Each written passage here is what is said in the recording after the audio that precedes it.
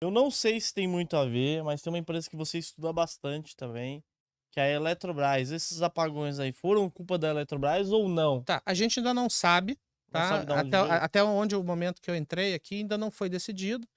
Eh, Agora, a empresa tem uma malha de transmissão de 50% do Brasil inteiro. Então não é difícil algum problema ter acontecido na Eletrobras. Assim, ninguém gosta de apagão, mas, gente, não é uma novidade. Assim, a cada 2, 3 anos aí acontece algum apagão em alguma parte Apagão, do Brasil. falta água também. Agora, é, foi algo, imperícia, imprudência, ou foi, sei lá, um raio que caiu, não sei, alguma coisa assim que você paga uma multa, você faz alguma coisa, mas Sim. assim, É, julgar todo o processo de privatização da Eletrobras por causa disso, eu acho um exagero tremendo, assim. É um acontecimento que está muito mais alinhado a uma narrativa política do que aos fatos. Se houve algum problema da Eletrobras, faça o que sempre foi feito, uma multa, sabe? sei. Agora, reverter tudo, Estão querendo reverter a privatização. Isso daí vinga, Vitor, ou não? tá. Minha opinião é a seguinte: saiu hoje, né, uma nota da Procuradoria-Geral da União, da Procuradoria-Geral, dizendo que aquele trecho, eh, dizendo que o trecho da lei que fez a privatização, ela teria sido inconstitucional. Por quê? Porque são os voting rights, né? Assim, é um dos termos que diz o seguinte: independente da fatia que você tenha na empresa, o seu poder de voto estaria limitado a 10%. Então, eu vou tentar eh, destrinchar isso desde o início, né?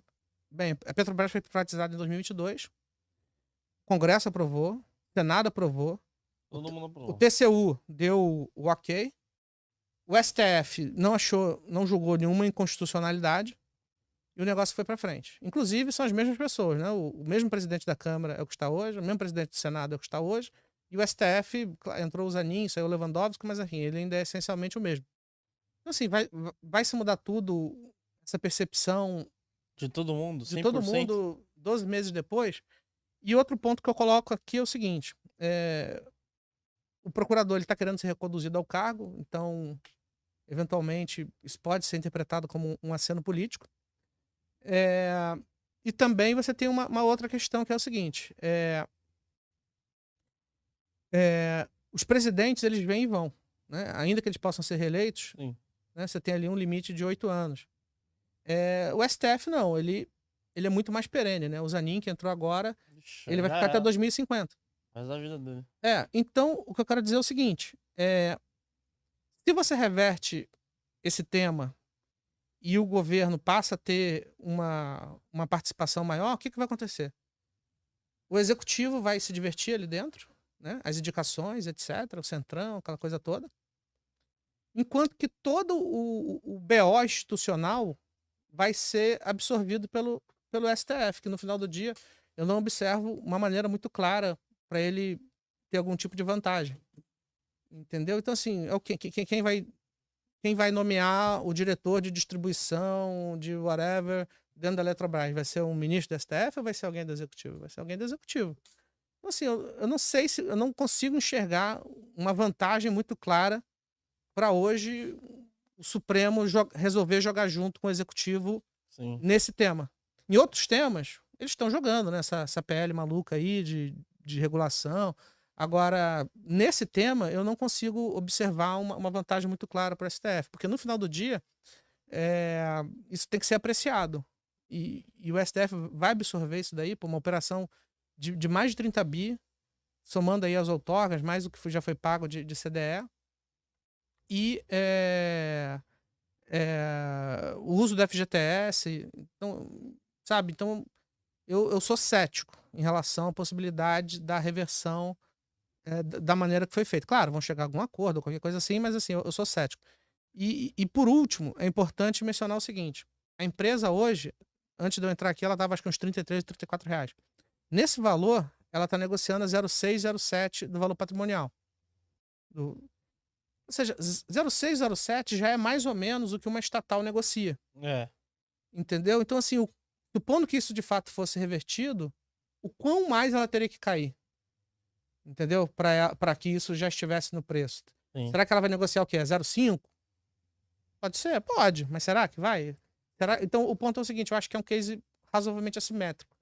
Se você entra agora, pô, o mercado a ação vai apanhar e tal, mas eu não acho que vai cair para 0,20, 0,30 do valor patrimonial. O Banco do Brasil não está nisso, o CEMIG não está nisso, nenhum case tá nisso.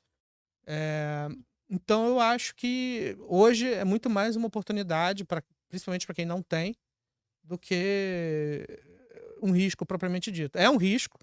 Talvez aí você tenha que ter um estômago de, eventualmente, no pior dos cenários, ver o ativo cair uns 10, 20%, caso o pior dos cenários permaneça, se materialize, mas assim, caso você consiga, caso, enfim, nada aconteça, a gente está falando de um case aí que tem muito valor a ser apropriado pelos próximos anos.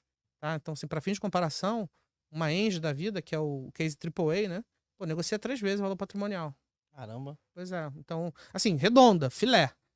Entendeu? Então, assim, a Petrobras tem muito esqueleto ali dentro, né? Tem custo para ser reduzido, questões judiciais para serem resolvidas, mas, assim, tudo muito claro, né? Questões judiciais, eu digo, referente a indenizações de uma disputa X lá que ela tem, que a gente chama de empréstimo compulsório, mas, enfim, eu acho que tem uma agenda muito positiva que já estava sendo aplicada.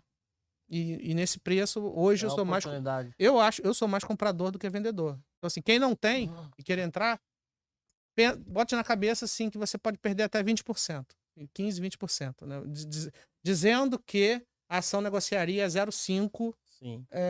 caso a privatização seja revertida ou qualquer coisa assim. Aí você colocou. Eu tô vendo aqui, vocês têm indicação de compra pra Compra. Elet 3, né? Elet 3. Porque qual a diferença da 3 A 3 Elet pra 3 6? ela tem mais liquidez e foi onde aconteceu a privatização. Ah, então. As ações emitidas foram na Elet 3. A 6, ela tem um dividendo mínimo estatutário ali, acho que dá 1,50 por ação, mais ou menos. Então, assim, seria uma espécie de escudo, né? Assim, em algum ano que a empresa não pagasse dividendo, qualquer coisa do tipo, a 6 teria esse benefício de Sim. receber essa grana. Esse número, ele era muito relevante lá quando a empresa negociava R$7 por ação, em 2016, 2015.